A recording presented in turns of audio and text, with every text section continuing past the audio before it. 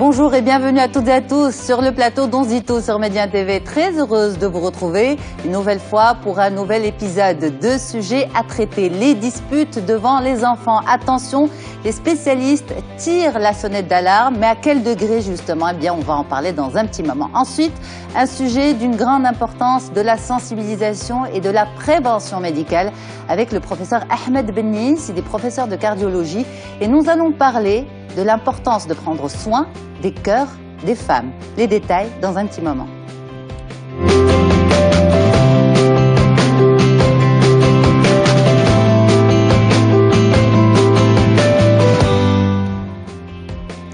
Se disputer devant les enfants, c'est quelque chose qui arrive régulièrement, voire assez souvent dans certaines familles. On aimerait faire autrement, mais ce n'est pas toujours possible parce que ça fait partie de la vie, en fait, les disputes de couple. Eh bien, on va voir quel impact sur les enfants, justement. Est-ce qu'il faut absolument les protéger des disputes des parents?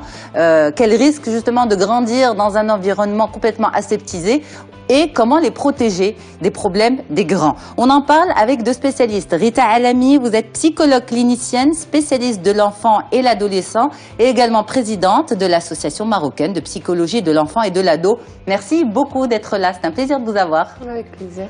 Et bien sûr Camélia Zakaria, bonjour. Bonjour. Vous êtes psychologue clinicienne, spécialiste du couple et de la famille, entre autres. Tout à fait. Bonjour, merci beaucoup d'être là, mesdames. Merci. Donc, cette histoire de dispute devant les enfants. Se disputer dans un couple, c'est, on va dire, banal. Là, aujourd'hui, on n'aborde pas du tout les problèmes de divorce, les grosses crises, on va dire. On va peut-être survoler à la fin, grosses crises. Mais on parle de ces petites disputes du quotidien, on n'est pas d'accord pour un oui ou pour un non, ça dépend des couples, ça dépend du fonctionnement de chaque couple. Les spécialistes disent attention. Qu'est-ce que, par exemple, Rita Alami en pense? Alors, ça dépend de ce qu'on entend par dispute. Ça dépend de l'âge de l'enfant, de sa maturité sur le plan émotionnel, de sa personnalité et de sa capacité d'interprétation du fait. Donc attention, oui. Après, il ne faudrait pas qu'il y ait beaucoup de violence parce que les disputes peuvent très rapidement avoir une tournure agressive aussi, avec une violence verbale et physique. Et c'est là où effectivement on dit attention. Alors on va y aller, si vous voulez, un peu crescendo, même dans le format de dispute. On va commencer par ces disputes. Ces mésententes en fait, avant de parler de violence, parce que ça aussi c'est un volet à part entière. Mais voilà, ces mésententes, on n'est pas d'accord. Et puis, au lieu de se taire, on va dire que le ton monte un peu. Est-ce que c'est forcément dangereux pour les enfants? Qu'est-ce que vous en pensez? Non, ce n'est pas forcément dangereux parce que l'enfant tout petit a besoin de comprendre que les parents sont deux adultes. D'abord, avant d'être des parents, ce sont deux adultes différents avec une éducation, une histoire de vie et une personnalité différente et par conséquent des points de vue différents. Donc ces petites divergences ne sont pas dangereuses en elles-mêmes pour l'enfant si j'allais dire le volume augmente un petit peu, ça va, mais il ne faudrait pas que ça devienne quelque chose de destructeur pour l'ambiance et que ça devienne toxique pour la famille. Est-ce que la fréquence aussi joue un rôle? Si par exemple un enfant se retrouve avec ses parents et se chamaille constamment, tourne à droite, non c'est pas à droite, c'est à gauche, mais pourquoi tu me dis que c'est à gauche, est-ce que tu crois que je suis pas capable de tourner à... Bref, ce genre de bêtises en fait, entre guillemets des adultes qui en disent autre chose pour leur vie de couple, mais ça c'est un autre sujet. Est-ce que même la fréquence a un rôle à jouer dans cet impact? Tout à fait, la fréquence et la répétition. Maintenant, il ne faut pas oublier que la relation amoureuse, la relation conjugale, est rarement un long fleuve qui va au gré des saisons, au gré du temps. Donc très souvent, il y a des divergences d'opinion, comme l'a dit Rita, d'avis, mais aussi de conception et de modèle par rapport au choix éducatif. Maintenant, par rapport à la fréquence des chamailleries. On va parler de chamailleries avant de parler véritablement de disputes ou de grosses crises. Les chamailleries, encore une fois, pour ne pas banaliser la chose, mais un enfant qui va être exposé à des chamailleries, mais tout en étant persuadé que papa et maman, au final, ils finissent pas avec des propos qui sont blessants. Ils finissent pas par se dire des choses tellement méchantes où ils vont jusqu'à la rupture un jour ou deux. Il est quand même assez rassuré. Il comprend que c'est des petits bobos du quotidien et que papa et maman sont les garants d'une certaine sécurité et qui continuent de s'aimer. Donc ça fait partie, on va dire... De la vie. Mais ça les rassure. Mais est-ce que les enfants ont cette capacité d'anticiper, de comprendre? C'est-à-dire, bon, ils sont en train de se chamailler. Je prends l'exemple d'un enfant de 4 ans, 5 ans, 6 ans. Est-ce qu'un enfant est capable de se dire, ils sont en train de se chamailler, mais ça va aller mieux après? Non, pas à ce niveau-là. Par contre, ce qu'il faut aussi retenir, c'est que l'enfant quel que soit son âge, qu'il soit en mesure ou non d'exprimer ses affects, l'enfant est capable de vivre et de ressentir le vécu de ses parents. Donc lorsqu'il y a anxiété, lorsqu'il y a souffrance, lorsqu'il y a colère, votre enfant, je ne cesserai de le répéter, est une véritable éponge émotionnelle. C'est-à-dire que eux, ils n'ont pas forcément les filtres que peuvent avoir un adulte pour dire bah, effectivement ça va aller mieux par la suite. Non, ils vivent la chose de manière brute et brusquement et donc n'ont pas forcément cette capacité de pouvoir se réassurer tout seuls. Ils ont besoin de voir qu'effectivement papa et maman, peut-être qu'ils ont des divergences d'opinion, peut-être qu'ils ont des chamailleries, mais ça finit toujours par aller. Donc là, on parle encore une fois de chamaillerie, on ne parle pas de grosses disputes. Les grosses disputes doivent se faire dans l'intimité la plus totale, peut-être même à l'extérieur de la maison, mais pas justement que l'enfant soit témoin de grosses disputes. Donc non, pour répondre à votre question, l'enfant n'a pas cette capacité-là de pouvoir se projeter dans l'avenir et se dire que papa et maman, ça va aller, là ils resteront ensemble. Non, c'est à nous, adultes, de le faire et de rassurer l'enfant par rapport à l'unité parentale. On va voir comment dans un petit moment. On va parler aussi des tout petits, des plus petits, des bébés. Certains pensent qu'ils ne comprennent rien. Mais les spécialistes, les scientifiques se penchent sur l'analyse cérébrale, le mouvement du cerveau des bébés face à une stimulation de disputes de parents. Et on sait qu'aujourd'hui, c'est dangereux pour leur développement, c'est dangereux pour eux, ils le ressentent complètement, Rita Alami. Oui, vous avez raison. Depuis les années 60 déjà, et puis avec Françoise Dolto, l'enfant n'est plus la petite poupée qu'on pose dans son lit. On sait qu'un enfant ressent. Un nourrisson, très tôt, même dans les premiers mois de vie, est capable de ressentir l'ambiance familiale, les émotions négatives et tout ce qui tourne autour. Par rapport à des études qui ont été faites dans les années 2010, on a pu prouver que les enfants qui grandissent dans un environnement familial où règne énormément de disputes, ces enfants deviennent extrêmement intolérants au bruit. C'est-à-dire que dès qu'on les met dans une ambiance où ça crie, où la musique peut être très forte, tout de suite ces enfants se referment ou deviennent extrêmement agressifs. Donc il y a un impact très tôt sur les enfants. Alors, il y a donc les chamailleries, mais il y a aussi, par exemple, les tensions qu'on va taire. C'est-à-dire que ça se passe en sous-marin, en fait. Voilà. Est-ce que ça, et vous le disiez, Camélia Zakaria, vous disiez, l'enfant est une éponge de son environnement. Il est aussi l'éponge de ce qui n'est pas dit, mais de ce qui est ressenti. Tout à fait, tout à fait. Donc effectivement, l'enfant, encore une fois, lorsqu'il est exposé à ce genre de tensions, qu'elles soient silencieuses ou contrairement, qui sont déclarées, ben, il sent justement quand papa et maman ne s'entendent pas, quand papa et maman ne sont pas d'accord, quand papa et maman font semblant. Maintenant, moi j'aimerais bien aussi qu'on puisse aborder quelque chose. C'est qu'une fois qu'il y a enfant, le couple on va voir un nouveau statut du couple apparaître, à savoir qu'avant il n'y avait que le couple conjugal, et là on voit aussi apparaître le couple parental. Le couple parental est censé être beaucoup plus responsable, je dis bien censé, beaucoup plus responsable, beaucoup plus prévenant, beaucoup plus prévoyant également. Donc dans le sens où quand j'ai un enfant, je fais en sorte de le protéger, et faire en sorte aussi lorsqu'il y a chamaillerie ou dispute ou quoi que ce soit de cet ordre-là, faire en sorte de le protéger au mieux de ce genre d'affect négatif. Donc un enfant qui va être exposé au fur et à mesure, je rejoins Rita par rapport aux différentes études, effectivement les neurosciences l'ont prouvé, on a vu aussi dans notre cabinet, il y avait des enfants qui arrêtaient de se nourrir parce que maman était en dépression. Parce que justement maman avait quelques difficultés, soit à la maison, soit par rapport au mari ou par rapport à une véritable histoire personnelle, arrêtait carrément de prendre le sein parce que maman n'était pas bien. Donc l'enfant, encore une fois, même s'il n'a pas encore accès à la parole, il n'a que son corps pour nous manifester justement qu'il est en accord avec nous, qu'il comprend ce que nous ressentons ou aussi qu'il est en souffrance par rapport à ce que nous ressentons. Donc il ne faut pas croire que justement l'enfant ne comprend rien parce que justement il est en bas âge. En bas âge, absolument. Alors, oui, pardon Rita, allez-y. Oui, je rajouterai juste un petit point qui me paraît important, c'est que l'enfant très tôt s'identifie aux parents et aussi au schéma parental. C'est-à-dire que si on prend l'exemple d'un petit garçon qui grandit avec un papa qui crie, par exemple, ou qui est violent ou qui frappe, très tôt, à partir et grâce à ses neurones miroirs, il tendra, c'est pas automatique, mais il tendra à répéter ce schéma.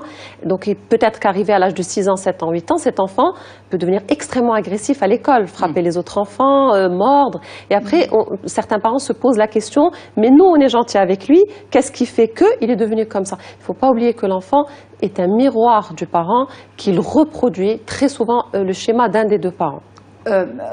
même si la relation de l'enfant avec ses parents est beaucoup plus douce que la relation des adultes qui l'entourent. Exact, Absolument. exact. Alors, vous disiez, Camélia, voilà ce qu'on a remarqué en cabinet, par exemple, des bébés qui refusent de se nourrir parce que la maman ne va pas bien. Par rapport à ce sujet exactement des disputes devant les enfants, qu'est-ce que vous retrouvez comme symptôme du problème? Alors, très souvent, comme l'a dit Rita, on retrouve le recours à l'agir, à savoir l'agressivité, puisque la parole est soit muselée, puisque justement, même si les mots sont là, mais les mots sont blessants entre les parents, on va voir que beaucoup d'enfants, au lieu d'avoir une parole qui va être élaborée, vont plus passer par l'agir, à savoir l'agressivité, mordre, et donc soit une agressivité qui va être retournée vers autrui, ou une agressivité retournée vers soi, et là c'est beaucoup plus le cas des adolescents, où ils vont se mutiler, etc. Maintenant, on retrouve également des difficultés scolaires, enfin des enfants qui sont complètement dispersés, des enfants, lorsqu'on on leur fait passer des bilans neuropsychologiques, on trouve que justement il a le niveau requis par rapport à son âge chronologique. Par contre, c'est un enfant effectivement qui est complètement dispersé, c'est un enfant qui ne retient rien, c'est un enfant qui n'arrive pas justement à investir la scolarité, parce que ce qui se passe à la maison l'affecte même dans son quotidien en tant qu'élève. Donc là encore une fois, oui, l'enfant est en souffrance. L'enfant, lorsqu'il est exposé de manière systématique aux chamailleries des adultes, peut présenter différentes symptomatologies, à savoir, encore une fois, le refus de se nourrir, l'anorexie, l'agressivité. Mais on vous ramène ces enfants, en fait, pour quelles raisons exactement? C'est parce que on va y aller petit à petit. Donc, vous l'avez dit, il y a l'exemple du bébé qui ne se nourrit plus. Oui. Mais est-ce qu'on vous a ramené ce bébé pour un diagnostic psychologique? Très souvent, alors, on collabore avec certains pédiatres justement qui ont cette sensibilité par rapport au fait que le nourrisson ne peut pas être réduit qu'à sa fonction de nourrisson. Il n'est pas juste là pour être nourri, mais justement il est là pour qu'on prenne soin de lui. C'est un être humain, il comprend ce qu'on dit, etc. Maintenant, très souvent, on peut avoir une maman qui est en dépression. Et justement, elle est encore plus en dépression lorsqu'elle remarque que son enfant ne se nourrit plus et qu'il refuse son sein. Il ne faut pas oublier que lorsque vous prenez votre enfant dans les bras, votre enfant vous regarde. Et donc le visage que vous allez adopter, la mimique ou l'attitude va profondément l'affecter. Donc lorsque j'ai un sourire, lorsque je suis, quand je le prends dans mes bras et que justement j'ai cette attitude d'être suffisamment bonne, et là je reprends le terme d'un célèbre pédiatre qui est Winnicott, d'être suffisamment bonne et dans la préoccupation maternelle, bien votre enfant, il le sent que vous avez ce moment de qualité pour lui et que vous êtes bien. Véritablement bien, que vous n'êtes pas anxieuse. Donc, on peut recevoir des parents, justement, qui nous ramènent l'enfant parce qu'il ne veut plus se nourrir. Parce que là, c'est vraiment la sonnette d'alarme pour n'importe quelle mère lorsqu'elle voit justement que son enfant refuse de se nourrir. Mais par rapport aux autres enfants, très souvent, c'est l'école, le premier pourvoyeur. Les parents vont nous ramener ces enfants-là. Souvent, ce n'est pas toujours la règle. Souvent parce qu'à l'école, ça se passe mal.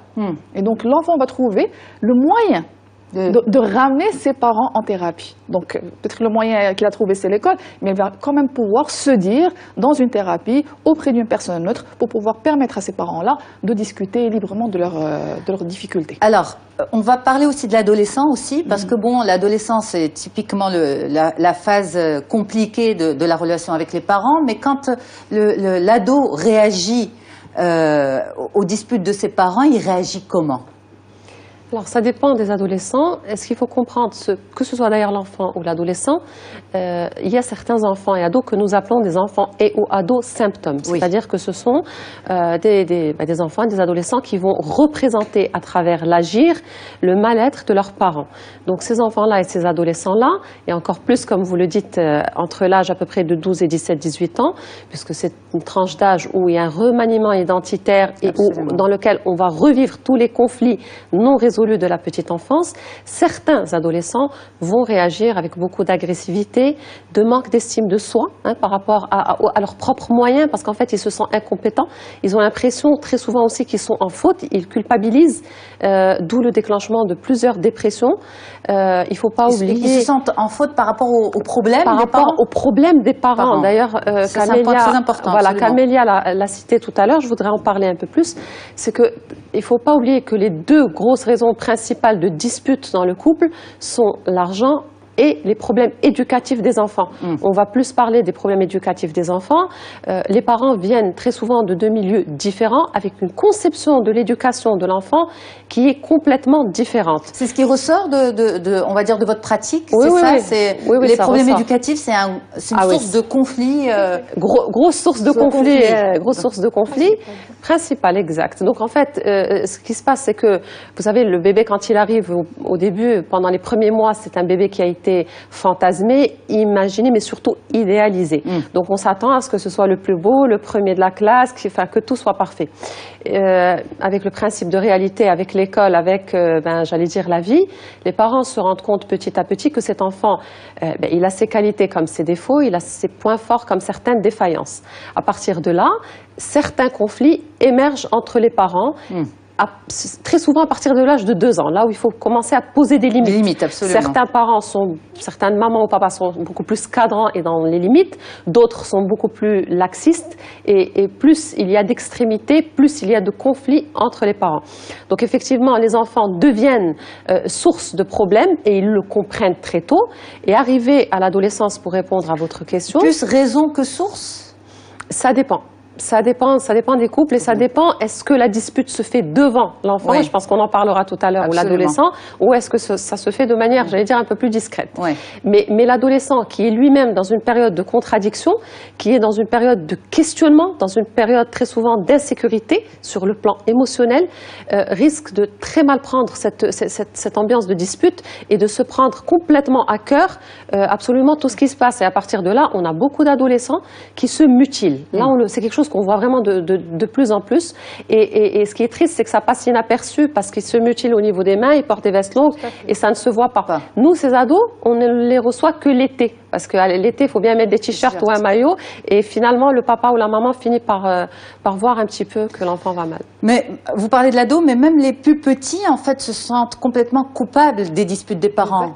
Certains enfants posent la question ensuite à leurs parents, est-ce que vous allez vous séparer? Tout à fait. Est-ce que c'est à cause de moi que vous allez vous séparer? Est-ce que vous allez divorcer après une dispute? C'est la grosse angoisse aussi des enfants. Tout à fait. Effectivement, pratiquement beaucoup d'enfants considèrent à tort qu'ils sont la raison des disputes. Il ne faut pas l'oublier. Pourquoi? Parce que justement, lorsque le ton monte, qu'on y va à crescendo, et que les paroles deviennent de plus en plus blessantes, très souvent on entend si j'avais pas d'enfant, je serais parti.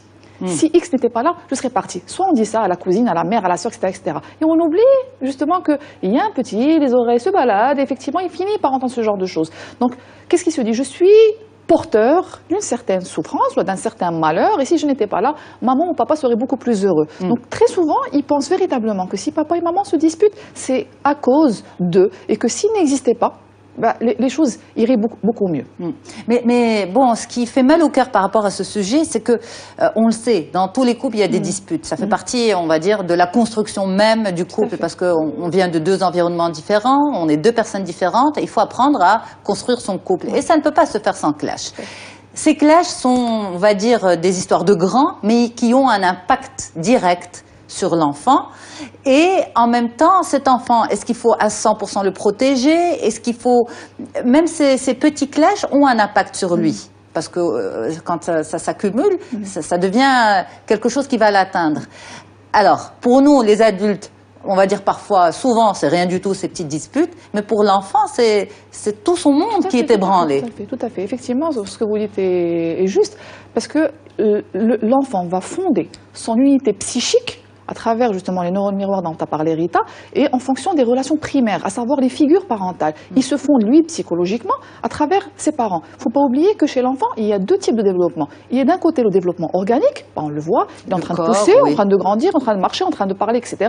Mais à côté de ça, on a une autre vitesse qui est beaucoup plus silencieuse, et c'est justement le développement de la personnalité. Comment se développe cette personnalité? Justement, elle se développe en fonction de nos premières relations, à savoir notre relation avec papa et maman. Et donc, lorsque je suis exposée, encore une fois, à ces tracas, et que je suis dans une famille où la communication est de base, le respect également, parce que effectivement, si les paroles sont blessantes et que j'y assiste, à un certain moment, moi-même, je doute de ma compétence à pouvoir nouer des relations par la suite. Je ne comprends pas ce qui se passe dans mon... Justement, si on peut développer un peu plus, comment ça va impacter l'enfant dans son développement relationnel, même de futurs jeunes adultes ou adultes? Alors, J'explique. Donc encore une fois, le développement de la personnalité de l'enfant se fait en fonction des relations avec les parents. D'abord et avant tout, parents ou substituts parentaux, ça dépend avec qui l'enfant reste. Donc l'enfant construit sa personnalité, mais aussi stabilise son moi grâce aux différentes relations qu'il va avoir avec ses parents. Ses parents sont la première fenêtre relationnelle qu'un enfant va découvrir, qui vont le préparer, eux, à travers ces relations-là, à l'existence, qui vont le préparer aux relations externes. Donc lorsque je suis témoin de certaines difficultés de la vie, à savoir les difficultés domestiques, qui peuvent être simples à la base, qui peuvent être simples, et que je vois que mes parents n'arrivent pas à les résoudre, que je suis dans un couple parental, encore une fois, où le couple conjugal prend le dessus sur le couple parental. C'est pour ça que je vous parle, il faut absolument faire la dissociation entre couple parental et couple conjugal. Le couple conjugal peut être défaillant, le couple parental n'a pas le droit d'être défaillant. Justement, il est responsable. Donc, lorsque je suis, moi, enfant, témoin d'un modèle qui, justement, est défaillant, comment est-ce que je peux me construire, moi, par la suite, avec d'autres modèles, alors que c'est mon modèle de référence. Faut pas oublier que... On va essayer de développer ce point-là, justement, ce couple parental qui est en même temps le couple conjugal. C'est exactement le même. Sauf que c'est, on va dire, le couple parental, c'est mon rôle de parent avec mes enfants. Tout à fait. Alors, dans ce cas-là, qu'est-ce qu'il faut faire? Est-ce qu'il faut vraiment, complètement, même ces chamailleries, rien devant les enfants, absolument rien, être à 200% couple parental qui protège au maximum? Est-ce qu'on ne les fait pas vivre dans ce cas-là dans un monde merveilleux qui n'est pas réel? Parce que la vraie vie, c'est pas ça, c'est pas un long fleuve tranquille. Ne pas les exposer non plus, c'est permettre à la vie de s'en charger. De s'en charger. C'est pas ce qu'on demande non plus. Oui, donc, voilà. Les extrêmes ne sont jamais bons, il ne faut pas l'oublier. Maintenant, quand je suis dans un couple parental, c'est pas justement de vivre dans un sas et d'aseptiser tout le territoire. C'est pas ça. Le but, c'est permettre une certaine communication, qu'elle soit dans le respect mutuel. Je sais qu'il y a des red lines, des limites à ne pas dépasser avec mon conjoint. Je sais également que si je me positionne dans le couple conjugal, je peux dire tout et n'importe quoi. C'est ce qu'on fait dans l'intimité. Ouais. Par contre, quand je suis avec les parents, avec les enfants, pardon, je suis avant tout parent. Je porte la casquette de parent. Je sais pertinemment que ces enfants-là s'identifient à moi, que je le veuille ou non. Mais justement, dans ce processus de construction, quand on va dire, ils assistent à la dispute, ou qu'ils entendent à travers les murs, parce que malheureusement, on a parlé trop fort et que, bon, ils entendent. Est-ce qu'il faut leur expliquer? Est-ce qu'il faut leur dire, écoutez, on s'est disputé pour telle chose, vous avez entendu? Comment il faut réagir? On sort de la chambre en faisant comme si rien ne s'était passé, ou au contraire, il faut leur expliquer, les rassurer? Voilà.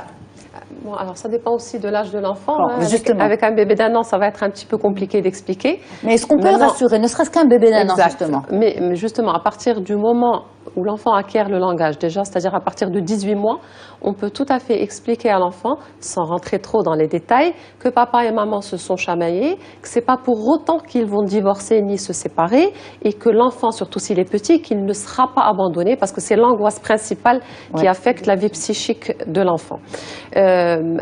Certains enfants, c'est un petit peu, je rejoins ce qu'a dit tout à l'heure ma collègue Camélia, c'est que certains enfants sont tellement dans le mal-être et veulent tellement sauver ce couple parental et conjugal que ça devient des enfants hyperactifs, des enfants insupportables, des enfants agressifs. En fait, ces enfants-là et ces adolescents-là, ce qu'ils tentent de faire un petit peu, c'est d'attirer l'attention. Ça, bien sûr, c'est inconscient, c'est pas quelque chose qui voilà, mais inconsciemment, ils essayent d'attirer l'attention des parents et de l'environnement familial pour sauver cet écosystème, l'écosystème familial. Ils tentent un petit peu d'éviter les fractures, d'éviter un petit peu une cassure, le divorce. Et donc, quand l'enfant pose problème, que ce soit à travers l'école, à travers les notes, à travers trop de bruit, à travers les parents, en fait, leur attention se dirige ou se redirige vers l'enfant. Donc, on le remarque dans nos cabinets, beaucoup d'enfants, en fait, sont des enfants symptômes. Ce n'est pas l'enfant, finalement, qui va mal, mais c'est l'enfant qui représente le mal-être d'un des deux parents. Et à ce moment-là, c'est une prise en charge systémique qui se fait Tout à de l'enfant et de la famille et du couple? Tout à fait. Nous allons du principe qu'un enfant, surtout un enfant, enfin jeune, un enfant ne vit pas seul. Il vit dans un environnement familial et à partir de là, l'approche doit être systémique. Il faut faire un travail avec l'enfant, mais aussi en parallèle avec les parents. Et ce n'est que comme ça qu'on peut avoir des résultats bénéfiques et durables. Mais justement, quand par exemple vous posez le diagnostic et que vous dites aux parents, écoutez, votre enfant n'a rien. Votre enfant est symptôme d'un problème qui vous concerne, vous. Quelle réaction vous avez de la part des parents? C'est pas toujours simple, mais il faut pas se le mentir. C'est pas aussi direct? Pas aussi direct, mais bon, on y arrive. Par la force des choses, on y arrive. Donc, très souvent, la raison pour laquelle ils ont ramené l'enfant, c'est pas pour celle-là. Oui, absolument. Traiter l'enfant. Oui. Donc, ils sont un peu perturbés lorsqu'on leur dit, effectivement, là, à travers l'entretien qu'on a eu avec votre enfant, il y a des choses qui se passent à la maison qui sont encore mal élaborées par lui. Donc il y a des difficultés qui se passent apparemment à la maison, on aimerait bien pouvoir en discuter avec vous, mais toujours avec l'accord de l'enfant. C'est-à-dire qu'à aucun moment, on va essayer de parler aux parents sans justement qu'on ait l'accord de l'enfant, parce qu'on est dans une relation de confiance, une relation qui est privilégiée, et on demande toujours l'accord de l'enfant ou l'adolescent de pouvoir parler aux parents. Et très souvent, ces enfants-là, justement, porteurs du symptôme, on les nomme symptômes ou porteurs du symptôme, très souvent sont d'accord pour qu'on puisse parler avec les parents des difficultés qui sont vécues d'abord à la maison. Est-ce que les parents l'acceptent dans la mesure où pour eux, ils ramènent un enfant qui a un problème, qui leur pose problème, d'une manière ou d'une autre, et en plus de ça, ils parlent de notre intimité? Oui, écoutez, la majorité, oui. Parce que déjà, le fait de ramener son enfant chez un psychologue, c'est conscientiser que notre enfant a peut-être un problème. Et l'enfant... Mais pour les parents, pardon de vous interrompre, peut-être... Il a un problème. Oui. On n'a pas de problème. Non, justement, l'enfant est le porteur du narcissisme des parents. C'est que c'est mon enfant, jusqu'à preuve du contraire. Nous n'avons jamais eu un parent qui voulait que son enfant soit le dernier de la classe ou le raté de la société, etc. Donc ils sont tous là, quand on met au monde un enfant, on a tous envie justement que cet enfant réussisse. Donc à partir du moment où on le ramène chez le psy, que le psy nous dit, effectivement, il y a des problèmes à la maison, on pourrait y arriver, mais sans vous, on n'y arrivera pas. Là, je pense que très souvent, on a des co-thérapeutes qui sont à côté. Alors, on va marquer une pause et on revient justement pour continuer la discussion. Merci beaucoup à vous. Donc, les disputes devant les enfants, arrêtez de vous disputer, c'est notre sujet. Ensuite, l'interview santé sera consacrée au cœur des femmes avec le professeur Ahmed Bennis. À tout de suite. On continue notre discussion avec les spécialistes. Arrêtez de vous disputer devant vos enfants. Justement, on en parle avec Rita Alami, psychologue clinicienne spécialiste de l'enfant et présidente de l'Association marocaine de psychologie de l'enfant et de l'adolescent. C'est bien ça? Exactement. Bien résumé. Et Camélia Zakaria, psychologue clinicienne spécialiste du couple et de la famille, entre autres. Merci beaucoup, mesdames, d'être là. On va continuer à discuter de cette thématique, les disputes devant les enfants. Quel danger, justement? On parlait de ces enfants symptômes, donc à travers un symptôme qu'ils vont développer, un symptôme psychologique, comportemental, c'est un signal d'alerte pour les parents. Donc ils arrivent chez vous pour un problème scolaire ou de comportement, et puis de là est diagnostiqué un problème familial, voire un problème de couple. Comment se fait la prise en charge? Non. Donc déjà, on parlait avec les parents. Oui. Dire justement, voilà, suite à notre prise en charge, voilà, suite à le diagnostic est là, l'enfant présente certaines difficultés d'ordre relationnel. Et là, on leur explique le rapport entre relation et la vie à la maison. Et donc, on demande, alors la prise en charge se fait de deux manières. Soit elle se fait de manière systémique, et on va essayer d'avoir et les parents et l'enfant, mais toujours en accord justement avec l'enfant ou l'adolescent. Soit l'enfant va être pris par Rita et les parents en guidance parentale. Donc ça va dépendre justement du niveau de frustration et du niveau de conflit et du niveau d'adhésion aussi des parents et de l'enfant. Il ne faut pas croire que justement là on fait une petite table ronde et que ça passe et que ça passe comme une lettre à la poste. Non. Très souvent, il y a des clashs. Donc, on décide. Il y a des clashs, pourquoi? Parce que les parents n'acceptent pas leur implication qu'ils sont en quelque sorte, sans vouloir mettre de pression sur les parents, mais qui sont la cause de ce symptôme, de ce mal-être chez l'enfant. Alors, il y a des clashs parce que souvent, peut-être qu'il y a des problèmes de grands et que ça ne mérite pas forcément qu'on expose l'enfant, même en thérapie, à ces problèmes de grands. Rita va s'occuper de faire de la reconstruction, encore une fois narcissique, et nous, à côté, on va essayer d'épingler les différents problèmes du couple qui viennent impacter justement la vie affective et aussi la vie scolaire de l'enfant. Et ça se dénoue. Il faut dénouer le couple pour dénouer l'enfant, en fait, en quelque sorte. Il ne faut pas croire que ça prend 50 séances. Très souvent, c'est 1, 2 ou 3 séances qui vont véritablement faire sens, parce que les gens, justement, parviennent à se dire en thérapie, lorsqu'ils sont face à une personne complètement neutre et aussi formée, parviennent à se dire, et encore une fois, voient toute la chance et le privilège de pouvoir apporter encore une fois sa pierre à l'édifice en étant co-thérapeute et aider l'enfant justement dans cette reconstruction. Parce que s'ils sont là, c'est d'abord et avant tout pour l'enfant. Est-ce que justement l'enfant pousse ses parents à trouver une nouvelle manière de faire? Oui, souvent, parce que l'enfant, s'il est trop petit, comme il ne comprend pas ce qui se passe, avec son comportement qui pose problème, oui, il pousse les parents à faire autrement. D'accord. Alors justement, on va revenir à un point qui a été évoqué en première partie, c'est que l'enfant va apprendre des disputes de ses parents? Comment ça va l'impacter? Comment ça va le structurer? Comment ça va lui apprendre à gérer le conflit, en fait? Parce que quand il assiste aux disputes de ses parents, c'est un conflit. Comment cet enfant va se structurer sur la gestion du conflit? Alors, si les disputes sont, j'allais dire, light et gérables émotionnellement par l'enfant, et surtout que la maman ou le papa prend le temps plus tard de lui expliquer ce qui s'est passé, l'enfant apprend aussi à raisonner, c'est-à-dire puisqu'il a entendu deux personnes et deux interprétations différentes du même problème, il apprend ce que c'est que la logique, le raisonnement, être différent, il apprend aussi l'acceptation de l'autre et il comprend que la vie n'est pas un long fleuve tranquille et puis que voilà. Donc les deux doivent expliquer? Non, l'un ou l'autre, pas forcément, mais qu'il y ait une explication. Après, quand les disputes sont trop violentes, trop bruyantes, ce que nous remarquons, c'est que très souvent, les enfants et les adolescents se referment. Ils se referment, ils sont un petit peu dans une buée, dans un monde imaginaire, et certains ont beaucoup de mal après à l'école. Hein. On a eu des enfants, on en parlait ce matin, dont un petit garçon qui était brillant à l'école jusqu'en 6e, et puis avec tellement de disputes au niveau de la maison entre les parents que là, il est dernier de la classe. Et ça dure depuis 2 ans. Donc, ces enfants-là et ces adolescents-là sont en mal-être et ils s'expriment soit à travers l'école, soit les notes, soit ils se renferment. La mutilation, les dépressions, l'angoisse et aussi les crises psychosomatiques, c'est-à-dire beaucoup de douleurs, de diarrhée, de fièvre et d'eczéma. Mais en même temps, les parents... ils ne se rendent pas compte justement que ces disputes ont cet impact-là sur leur enfant? Certains parents se rendent compte et c'est pour ça qu'ils viennent nous voir.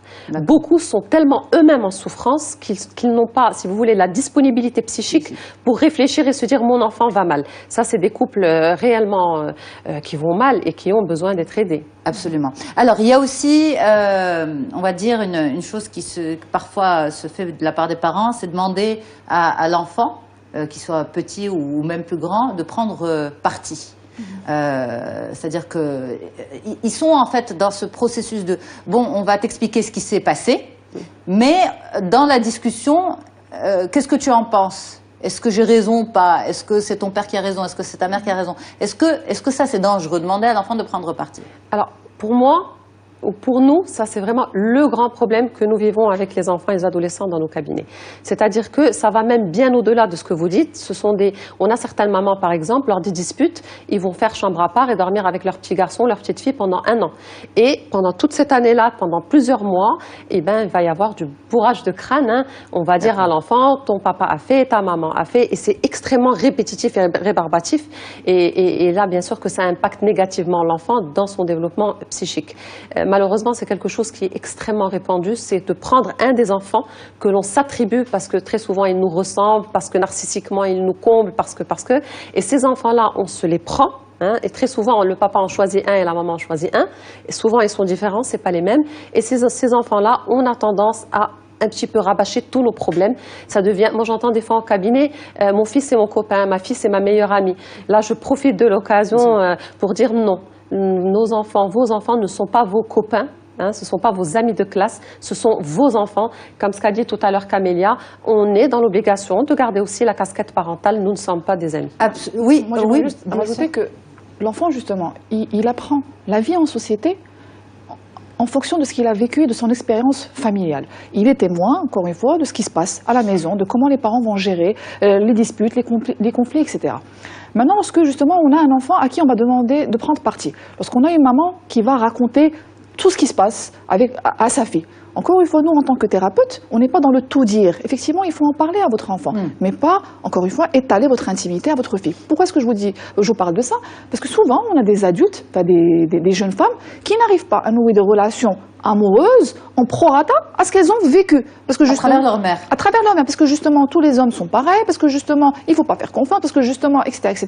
Et elles se retrouvent 28 ans, 29 ans, 30 ans, voire même plus, à n'avoir jamais encore eu de prétendant, parce qu'elles sont fermées, elles ont un bouclier. Peut-être le bouclier ne leur appartient pas. C'est un bouclier beaucoup plus psychique qui est hérité d'une relation parentale. C'est en ça qu'on vous dit que, justement, là, on reproduit le schéma parental. Qu'on décide de le reproduire ou de faire différemment, c'est toujours le même référentiel. C'est le même référentiel. Donc, effectivement, dans notre relation, dans notre manière d'agir, dans notre attitude, on finit par impacter notre enfant. C'est pour ça que je vous dis que le couple conjugal peut être défaillant, mais peut-être en intimité, à l'extérieur, mais pas mais face aux enfants. Pas face aux enfants, mais les enfants le sentent. Par exemple, vous l'avez dit, peut être défaillant en intimité, c'est-à-dire qu'il y a un problème, on ne s'entend pas, mais on garde la façade devant les enfants. Mais les enfants le sentent. Je ne parle pas de façade, garder la cohérence. C'est-à-dire être cohérent. Les enfants sentent que justement les parents, peut-être qu'ils ont un petit souci, un petit malentendu, mais ils ont conscience justement que les parents discutent suffisamment, ou là se font suffisamment confiance pour pouvoir aller au bout de leur dispute et pouvoir trouver un compromis. C'est-à-dire que, encore une fois, quand on a habitué notre enfant à la communication, quand les enfants voient que papa et maman ils règlent toujours le problème tout seuls, qu'il n'y a pas d'intermédiaire. Mais ils sentent, par exemple, ils voient qu'il y a moins d'intimité, ils entendent moins de mots gentils. Ils savent aussi que c'est passager, surtout s'ils l'ont déjà vécu. Et donc, ils sont beaucoup plus sécurisés par rapport à ça. L'histoire de la chambre à part, justement, Rita, vous l'avez évoqué. Est-ce que c'est mauvais pour les enfants? Est-ce que voir ça, c'est pas bien pour eux? Oui, c'est mauvais pour l'enfant. C'est-à-dire que quand le papa est présent à la maison, quand la maman est présente, l'enfant a besoin de comprendre que ses parents sont d'abord des gens mariés. C'est papa et maman, oui, mais c'est un couple. Ce n'est que comme ça que l'enfant comprend vers l'âge de 5-6 ans ce que c'est que l'interdit de l'inceste. Il comprend qu'il ne pourra pas se marier avec papa ou avec maman et il ira chercher d'autres objets d'investissement en termes libidinal et, enfin, si vous voulez, amoureux, ailleurs. D'ailleurs, on le voit à l'âge adulte, il y a énormément de troubles sexuels chez l'homme, chez l'adulte, parce que petit, c'était un petit garçon qui passait la nuit avec maman dans son lit. Donc oui, c'est quelque chose d'extrêmement déconseillé.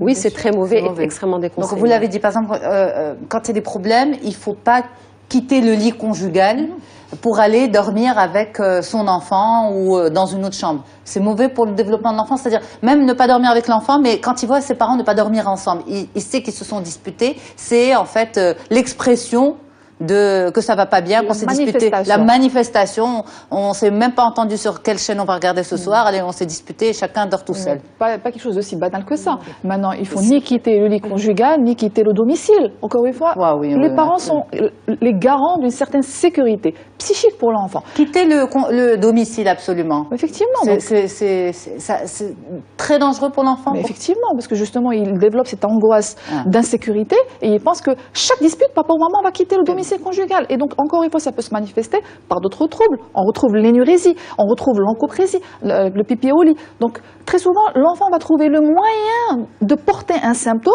pour attirer l'attention vers lui, pour faire en sorte que papa et maman restent ensemble et détourner leur attention vers un nouveau problème, à savoir moi. C'est ce qu'on appelle aussi les bénéfices secondaires de la maladie. C'est-à-dire que l'enfant est malade, certes, mais il a des bénéfices secondaires qui sont positifs, ceux d'avoir papa et maman avec moi quand papa et maman ne vont pas bien. Et donc ça, c'est les signaux d'alerte pour les parents, par exemple, qui se disent, bon, on se dispute, mais c'est pas grave, bon, ça m'est déjà arrivé de quitter la maison, mais je suis revenue, j'avais besoin de me changer les idées.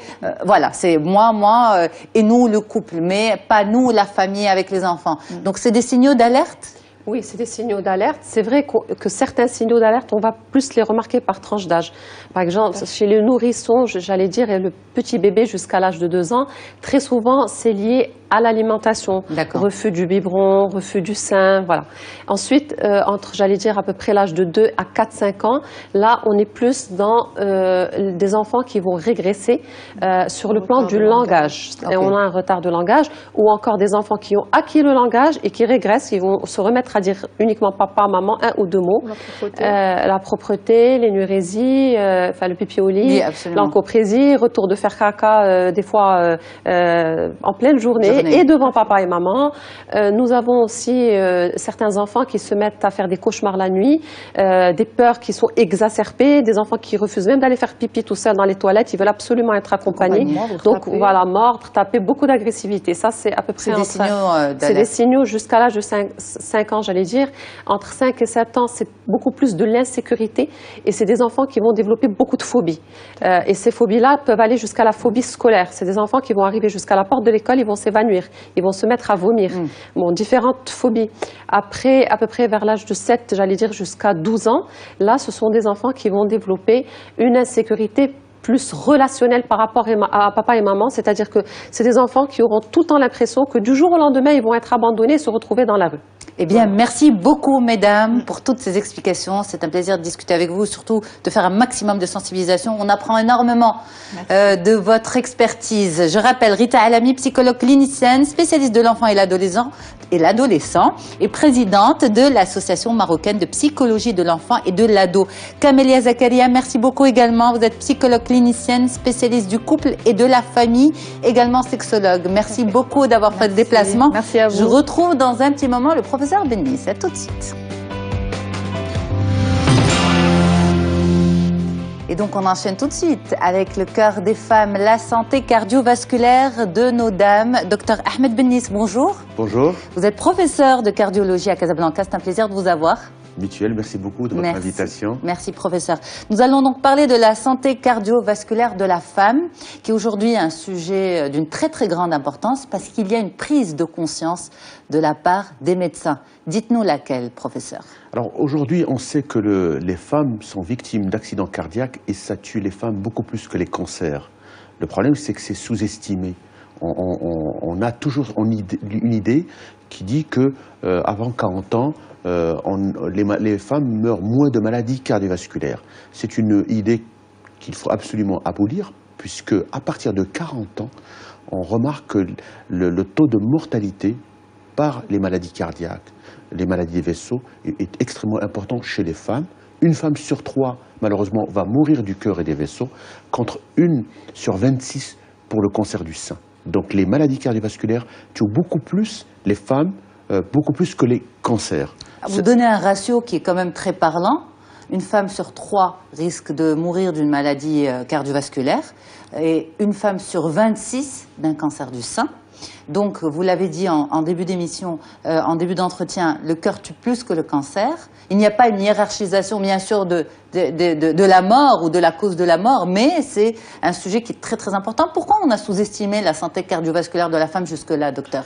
Parce que dans nos études, on a toujours appris que pendant la période où on est jeune, les femmes sont protégées par les hormones.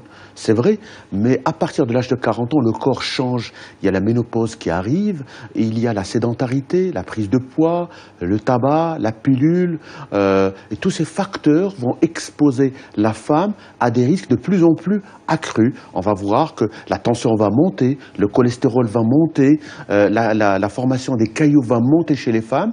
Et si on prend par exemple le tabac et la pilule, c'est une association extrêmement dangereuse qui va multiplier par 10 le risque d'accident vasculaire cérébral, d'infarctus ou d'un accident ischémique transitoire. Donc le risque est extrêmement important et on a remarqué ces dernières années que le cœur et les artères des femmes est beaucoup plus fragile que celui des hommes, dans le sens figuré comme dans le sens propre. Pourquoi? Parce que ce sont des artères extrêmement fragiles, le sang peut thromboser assez facilement, les circulations de suppléance ne se font pas très bien, la capacité du muscle n'est pas très forte chez les femmes par rapport aux hommes. Pourtant, professeur, c'est le cœur de l'homme qui est sous les feux des projecteurs en matière de sensibilisation et de prévention. Ce qui est extrêmement faux, parce qu'aujourd'hui, c'est le moment de sensibiliser les femmes vis-à-vis des maladies cardiovasculaires. Et pourquoi? Parce que quand un accident cardiaque arrive, il tue beaucoup plus les femmes que les hommes. Mais pourquoi autant de retard dans cette prise de conscience de la part du corps médical? Du corps médical et des médias. Parce que... Non, mais du corps médical, parce que c'est le corps médical qui nous donne à nous médias l'information et donc on peut la relayer. Mais pourquoi autant de retard de la part des scientifiques? Alors, les scientifiques se sont rendus ces dernières années compte que le cœur des femmes est extrêmement important. Pourquoi? Parce qu'il y a eu des études récentes, en particulier des corps d'études épidémiologiques aux États-Unis, en Europe, qui ont montré que aujourd'hui les femmes sont exposées et par conséquent c'est une population cible, en particulier les adolescentes qui vont prendre la première cigarette, qui vont prendre la pilule, et aussi les femmes après la ménopause. Et on a vu le taux de ces infarctus et de ces accidents cardiaques qui sont extrêmement importants et qui vont tuer assez rapidement. Et d'ailleurs, si on pose la question à chacune des familles marocaines, on a tous dans notre famille quelqu'un de cher qui est une femme qui est morte d'un accident cardiaque ou d'un accident vasculaire cérébral. Donc c'est extrêmement important de sensibiliser les familles, les femmes sur ce danger-là et surtout de mettre en œuvre la prévention qui peut les sauver. Alors une prévention primaire bien sûr, laquelle? Alors la prévention primaire, d'abord ne pas fumer. Le tabac tue les femmes plus que les hommes. Il va les tuer du cœur, mais aussi il va les tuer des cancers. Parce que c'est le même facteur qui tue du cœur et des cancers. Deuxièmement, éviter de fumer et de prendre la pilule en même temps, ça c'est extrêmement dangereux chez les femmes parce que ça peut les exposer à des phlébites et des embolies pulmonaires ou à des infarctus. Il faut bien sûr faire de l'exercice physique, la sédentarité tue, le fait de ne pas bouger, de prendre du poids, l'obésité extrêmement dangereuse, de manger sain, salade, légumes et fruits et de faire par exemple 30 minutes par jour, ce qui équivaut par exemple à 3 heures par semaine. C'est extrêmement intéressant parce que c'est suffisant pour protéger la femme contre ces maladies cardiovasculaires et aussi contre les cancers. C'est la même prévention et de bien vieillir et de prendre de l'âge tout en étant en excellente santé. Il est également important de faire de la sensibilisation par rapport aux symptômes à ne pas négliger. Est-ce que les symptômes d'un problème cardiaque chez l'homme sont les mêmes que chez la femme? Alors le problème c'est que chez les femmes, les symptômes ne sont pas les mêmes. Ce n'est pas la classique douleur thoracique en étau qui va irradier dans le dos avec sueur. Ça c'est classique, mais chez les femmes, ça peut être parfois d'une transpiration importante, ça peut être une fatigue, ça peut être des palpitations, ça peut être une douleur. Quand vous dites transpiration importante, c'est-à-dire la nuit une transpiration importante avec une douleur à la poitrine qui est mal définie, une gêne, une oppression thoracique, tout ça, ça devrait sensibiliser la personne à aller consulter. Très vite? Très vite, une douleur à la poitrine, des palpitations anormales, une transpiration anormale, une fatigue, tout ça, un malaise, une chute de tension. Mais le corps médical est sensibilisé justement aux symptômes féminins des problèmes cardiovasculaires, c'est-à-dire que si une femme va chez un médecin, avec ces symptômes-là, qui sont des symptômes qui restent très larges quand même, fatigue, sueur, notamment sueur nocturne, palpitations, ça reste des symptômes très très larges. Est-ce que le corps médical a cette sensibilité de diriger vers l'examen cardiaque notamment? Alors toutes les études vont dans le même sens. Il y a un vrai décalage entre la gravité des maladies cardiovasculaires et la prise de sensibilité du corps médical. Aujourd'hui, gravité des maladies cardiovasculaires chez la femme. Chez la femme. C'est-à-dire que aujourd'hui, les femmes sont moins bien diagnostiquées, sont moins bien traitées et moins bien suivies. Malheureusement, c'est-à-dire que ces femmes qui travaillent plus pour essayer d'exister, qui sont obligées de faire plus d'efforts, vont payer ce prix et ils ne sont pas bien traités, ne sont pas bien diagnostiqués. Pourquoi? Parce que même quand on fait un électrocardiogramme ou un test d'effort, ça n'a pas la même sensibilité. Mais pourquoi cette discrimination pour le cœur de la femme quand même? Pourquoi? Parce que le cœur d'une femme ou le corps d'une femme n'est pas celui d'un homme. Parce qu'il y a un effet hormonal, il y a des oestrogènes, il y a des progestérones. Pourquoi la discrimination aussi de la science? De la science. Ah ben aujourd'hui, heureusement, qu'il y a une prise de conscience à ce niveau-là. Et aujourd'hui, dans les congrès, on prend de plus en plus acte de cela et on appelle le corps médical à faire de plus en plus attention à ces signes, à aller pousser les diagnostics le plus souvent chez les femmes et à pousser les investigations pour avoir un bon diagnostic, de bien traiter les femmes, de traiter le cœur des femmes aussi bien que chez les hommes, parce que malheureusement, souvent on passe à côté des diagnostics, on ne traite pas assez bien, on ne dilate pas bien les artères qui sont obstruées chez les femmes, on ne va pas ponter de façon adéquate ou de façon optimale les femmes, le suivi n'est pas bon. Mais l'idée n'est pas de faire peur non plus, parce que bon, moi ce qui me perturbe par rapport aux symptômes, c'est qu'ils restent trop vagues chez la femme. Fatigue, palpitation, est-ce que à la moindre fatigue, aux moindres palpitations, il faut se ruer chez le cardiologue? Alors, ce qu'il faut, c'est à partir de la quarantaine, il faudrait absolument connaître des choses simples, son poids, sa taille, son indice de masse corporelle, son tour de taille, sa glycémie, son cholestérol. Ça, c'est un bon symptôme. Et au moindre signe, en particulier, quand il y a une douleur thoracique qui est intense, qui est prolongée, qui va irradier dans le dos, qui va donner des sueurs, des vomissements, il faudrait aller voir le médecin assez rapidement. Quand on a des symptômes qui sont assez vagues, comme des palpitations, des sueurs, une douleur qui n'est pas tout à fait tout à fait typique, il faut quand même aller voir son médecin généraliste, au moins faire un électrocardiogramme, et à partir de là, on va déclencher. Si besoin, on va faire de l'évaluation, chacun son cas, et si le besoin est là, on va confier le patient au cardiologue qui va pousser les investigations pour avoir un bon diagnostic. Est-ce qu'il y a une hypertension? Est-ce que les coronaires sont bouchés? Est-ce qu'il y a un infarctus qui est en cours? Est-ce qu'il y a un accident vasculaire cérébral? Chose extrêmement importante, il faut faire attention. J'ai donné les signes d'alerte du cœur, mais aussi du cerveau, à savoir la perte transitoire du langage, la perte transitoire de la vue d'un œil. Même si c'est extrêmement rapide. Même si c'est extrêmement rapide, qui va durer quelques secondes, quelques minutes, la perte de la motricité d'un membre, de la sensibilité d'un membre, la perte du langage, tout ça, ça peut être des signes d'accident ischémique transitoire qui peuvent alerter sur le risque d'un accident vasculaire cérébral. Et vous savez, aujourd'hui, le temps, c'est le cœur, le temps, c'est le cerveau. Donc il faudrait aller consulter rapidement pour que... Une prise en charge rapide. Une prise en charge thérapeutique rapide. Est-ce qu'on peut savoir qu'on est une personne à risque? Absolument. Une femme à risque? Absolument. Alors on est à risque lorsque on a plus de 40 ans, mais ça ne suffit pas.